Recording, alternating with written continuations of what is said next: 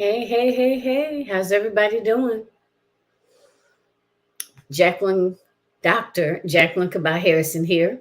Sometimes I forget to add the doctor in the front, but I gotta remember that, it still take a little bit of getting used to.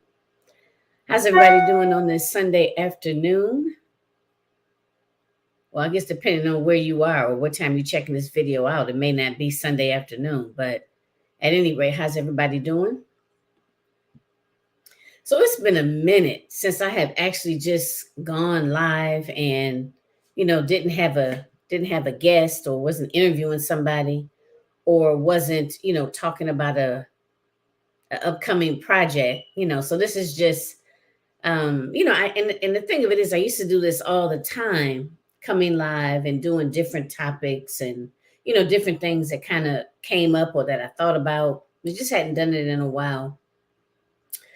But today I'm doing something a little different, or should I say, I'm going back to something that I used to do, like I said, quite frequently a couple of years ago. So today, I titled this video Discouraged Two Steps Backward, I think is what I titled it. Yep, Two Steps Backward, Feeling Discouraged. So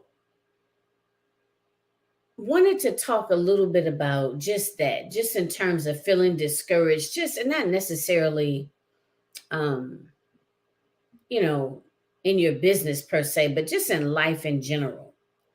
Some of you may know that, my father passed in July, and it wasn't sudden. He had been, sick for a minute, although not saying that makes it any easier. I'm just saying it wasn't like a out of the blue type of accident, but still it was rough. It was rough. And it just kind of, I don't know, just I guess I just felt kind of numb.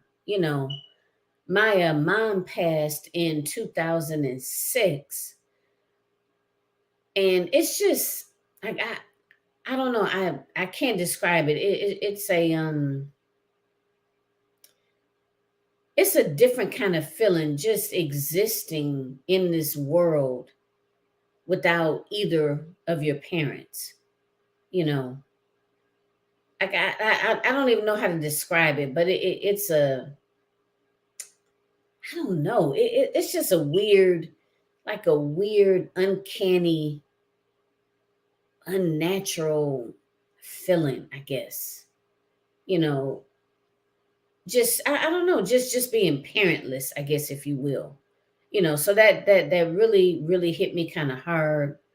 Um, and my father also had dementia, and for some of you that may be familiar, may have experienced that, with a family member, or and a close friend or something like that that has experienced that. You might have some idea.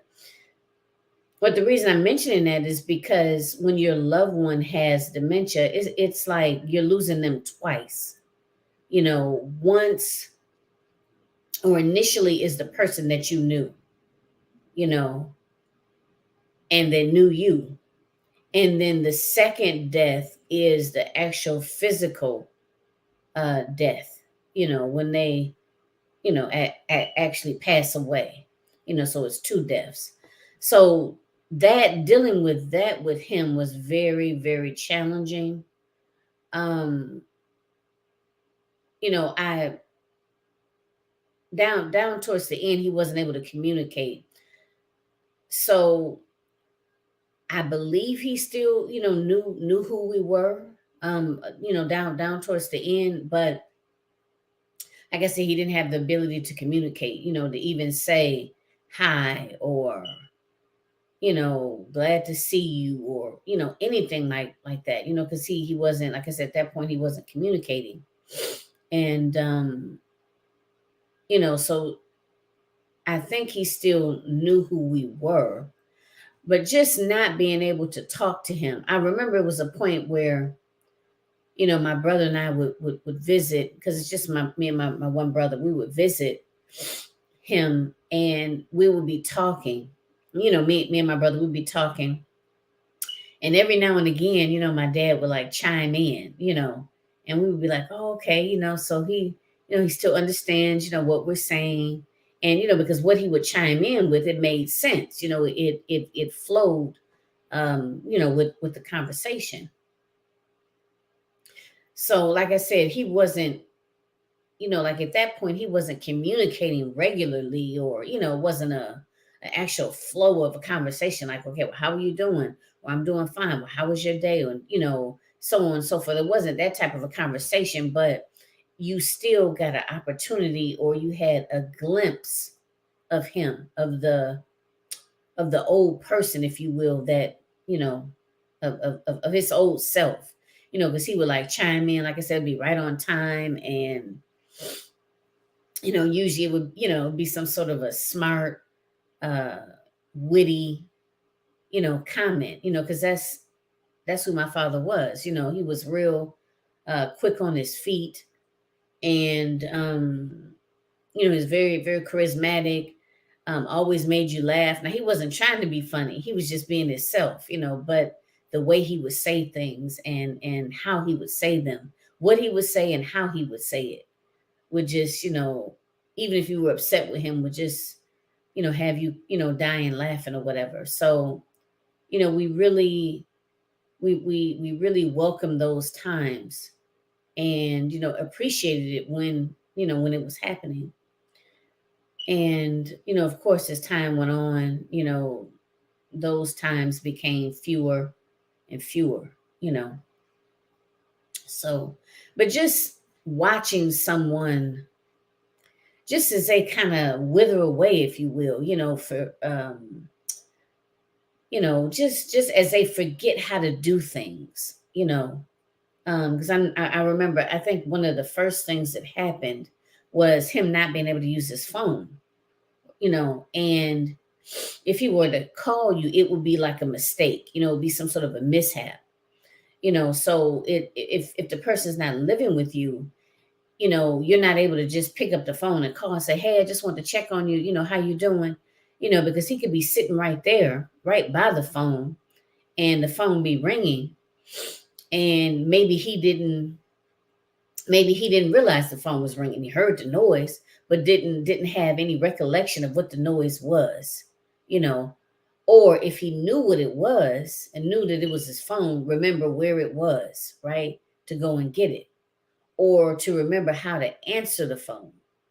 So just those basic things that we, take for granted when someone is suffering from that, they don't remember how to do those things. You know, that of course with a host of other things, whether it be eating, dressing, bathing, things of that nature. So, all of that goes along with it. So that, saying all that to say, that took a lot out of me, and I initially realize it, didn't initially realize it. So just kind of dealing with that, that was a challenging one. Also dealing with, at the same time, dealing with exiting the marriage, you know, and being in my 50s, and now, kind of thinking about, even the idea of stepping back out there, into the world of dating, and I say that because this is a whole new ball game now, meeting people, and of course, now meeting people virtually, doing online dating, meeting people in person, just living in a world where so many people pretend to be what they're not, and just kind of navigating through those waters is, I don't even know what to say. I can't even describe it, but it's a hot mess. Let me just say that. Okay, I think that pretty much describes it. It's a hot mess, and something that something that I'm not looking forward to it at all. You know, and I, kind of got out there, dibbed and dabbed a little bit and just like, whoa, so this, you know, this what we're dealing with? Like this what we're doing now? I guess so. This is it. Like Michael Jackson, right? This is it. Okay. So, dealing with that, and that's a little on the discouraging side. Just being out there and just like I said, just so much pretending and people having ulterior motives and not really knowing, if a person's intentions are true or real. You can't say, well, just ask, because of course, I ask, what I mean, but you have to depend on the other person to be genuine and to really tell you the truth. So that's a whole nother piece of the puzzle. So that had been or is, very disheartening, and it just presents another challenge. you know Also dealing with employment, right? I'm just talking open and real with you all right about now. I mean, because a lot of times people get online and everything is about, um this is happening, or this is good. I'm celebrating this, I'm celebrating that, and this and that and the other. And not to say that those things aren't true. I'm not saying that at all. I'm just saying that most times people capture, or what's captured on social media is all of the good. You know what I mean? Um all of the things that, or wins, all of people's wins is usually what's celebrated or captured on social media. Someone can appear at in a moment's time, they're celebrating this, they're celebrating that, and that camera can go off, and you know they hit about a depression, or they have a crying spell, whatever. So this is just basically just keeping it real. This is real talk about some real things that have been going on in my life. And if anyone listens to this, and you can connect with this, and this somehow helps you to get out of your slump, then it's worth it. Even if it's just one person, it's worth it. So again, so dealing with the death of my father, dealing with, being in my 50s now, dating again, employment. I had made a change in my employment, and it didn't work out the way I wanted it to, or how I had anticipated. I was working a full-time job, and then I went to do contractual work because at the time I wanted more time to be able to spend with my dad. And also I wanted to have more freedom to work on my business and to do different things in my business that I wanted to carry out. And with the contractual work, you have to deal with taking out your own, withholding your own taxes, getting your own health insurance. And also in the field that I'm in as a therapist, there's ups and downs. People tend to come into for services and commit to services, therapeutic services, more so in the winter months, versus the summer months. And I believe a lot of it has to do with just the weather. When the weather's warm, the sun is out, people are out doing more, people don't tend to be as depressed. And there is actually something called seasonal affective disorder, right? Which the lack of sunlight and the fact that when you wake up, you head out to work, it's dark. When you get off work, it's dark. That really has a impact on people's moods, and a lot of people suffer from that. When like I said, just the absence of daylight, and that really has an impact on people. People tend to be, more sedentary in the winter months, and those types of things contribute to more depression, more anxiety, right? Whatever sort of mental health issues you have going on, it kind of heightens things. So people are more apt to sign up for services and to more consistently receive services in the winter months. So when you're working contract, oftentimes, not all the time, but oftentimes, if you don't see someone, you don't get paid. So even if you may not have the people on your calendar, or if you do have the people on your calendar, maybe they're not showing up. And when people don't show up, you don't get paid, or you don't get paid as much. So it has a huge impact on your income, right? So I was dealing with that, and that was discouraging, because I felt like that's the two steps forward part, or two steps forward. They say, what do they say? Two steps forward, three steps backward.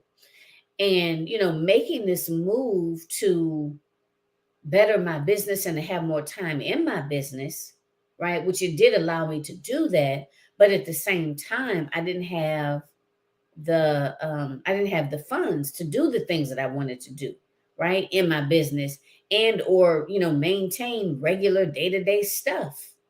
You know, things cost. I mean, nothing is free, right? Even this StreamYard, this StreamYard is not free. You know what I mean? So, and you business owners, you know what I'm talking about. Paying for your streaming services, paying for your Acuity calendar, or whatever calendar you have, whatever systems you use, whether it's Canva, I don't know, your email marketing system, right? Your website host, all of those different things, your different subscriptions that you have, or different tools that you have that help you grow and continue your business. Those things cost. They're not free. Or if you're getting a free version, you're not able to do much. You're very limited on those free versions because of the fact that they want you to upgrade, right? So that made that challenging.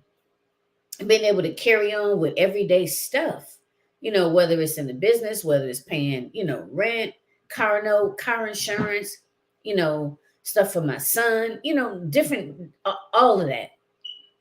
It impacts all of that, obviously. Your money that you got coming in has significantly decreased, so all of those things kind of played a role. And I found myself just like feeling like really discouraged, right? And what I had to really realize is that sometimes we need that moment of stillness, right? To just kind of recalibrate and really figure out what your next move is, right? Really figure out what it is you're trying to do. And sometimes, myself included, get so busy with just kind of the busy work or distractions that you kind of lose focus on what it is that, what the actual end goal is, right? So I noticed that even though I hadn't planned that moment of stillness, right? But that moment of stillness allowed me to kind of reconnect with, who I am as a person, my authenticity, how I want to show up, how I show up best, right? It gave me an opportunity to look at some different things that were working, some different things that I needed to tweak or work on. It gave me a different perspective as far as what do I want to focus on, and I'm not saying that, like, I'm not rebranding or anything like that, but I'm actually going to focus on certain things, right? Certain aspects of my business, because I have a few different things that I do, and I want to focus on certain areas, and it may not be, or not may not, or it's not going to be indefinitely, but it may be, I don't know, for 3 months, I'm going to focus on this, or this part of the business. And then maybe the next 3 months, I'm going to focus on this part of the business. Or maybe quarterly for the, maybe well, what are we in now? We're in the fourth quarter now, but let's just say for 2024, maybe the first quarter, I want to focus on this and this, right?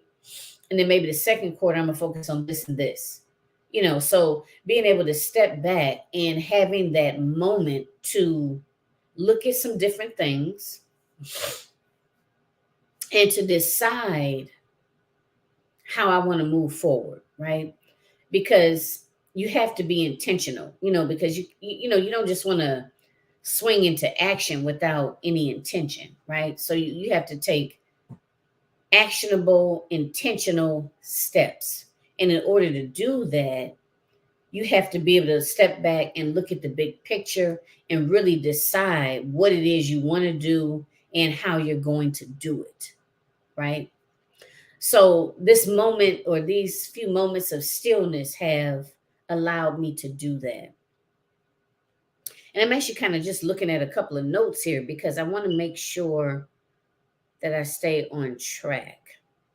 So yeah, so the moments of stillness gives you an opportunity to really think about what has worked, what hasn't worked, what you'd like to do differently, or maybe what you'd like to continue, you know. And when you have these moments, take advantage of it, you know, take advantage of it, because again, that allows you to kind of recalibrate. And also, for me, it has allowed me to be able to kind of really look at myself, like in terms of being authentic. When I say being authentic, I'm always authentic because I can't be nobody but me, you know. But being able to hone in on those areas that I'm strong in, right? Like what really resonates with me, what's easy for me to do. Now, don't get me wrong, I'm an advocate for going outside of your comfort zone. And I don't mean just occasionally, I mean actually scheduling it, if you will, to go outside of your comfort zone until you get used to doing it. And I say that because some people are just not used to going outside their comfort zone. And, the best way to get used to something and to make sure that you do it regularly is to schedule it, right? Schedule some things. If you see something come across your screen, you want to do it, don't say, I'll sign up for it later. Sign up now. You know what I mean? Just do it, right? Or schedule to do it. Every quarter, schedule 2 or 3 things to do to go outside of your comfort zone. Okay, so that's one thing, going outside of your comfort zone. Fine. But what I'm talking, or what I want to kind of reiterate right now, is that authenticity. Like, what feels good to you? What do you do that separates you? I mean, obviously being you is you. I can only be me, you can only be you. But one of the things that I know that I do well is making people feel comfortable and being able to build upon that, right? Being able to make sure that that is incorporated into my business model, because that's a strength of mine, is making people feel comfortable, being able to talk to different people, being able to ask the right questions to be able to, get a full understanding of a particular topic, right? Those are things that come easy for me. Like, I don't have to think a whole lot about doing that. It just comes out very natural for me. That's just who I am. I'm a very inquisitive person. I'm a very down to earth person, and I'm very relatable, right? And I need to be able to use that to my advantage, right? And I say that because sometimes we get so caught up with looking at different things on social media and other things that other people are doing, that it appears that they're doing it successfully. And sometimes as an entrepreneur, you may think that maybe I need to do that, or maybe I need to do that, right? And I'm not saying not to challenge yourself or do some things differently, right? I'm not saying that. Yes, of course, I welcome that. You should welcome that. But what I am saying is also make sure that you focus in on what feels good to you and what you do well, your zone of genius. I'm really good at bringing people together. I'm good at bringing people together, to have important, necessary conversations, right? To help other women grow personally, professionally, develop their leadership skills, right? Those are things that I'm good at.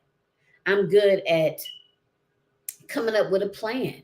If you come to me and you say I want to do this, I don't have to be an expert in that area. No, right? Because I'm not. I'm an expert in certain areas, right? Not everything. But you can come to me and bring me something, and or my ability to dissect it, you will have a full plan on what you can do to move forward. And I do that very easily. It doesn't take a lot for me to do that. I do it even when people don't ask me to do it. I do it with my therapy clients all the time. Okay, so this is this, or what do you want? Okay, you want this.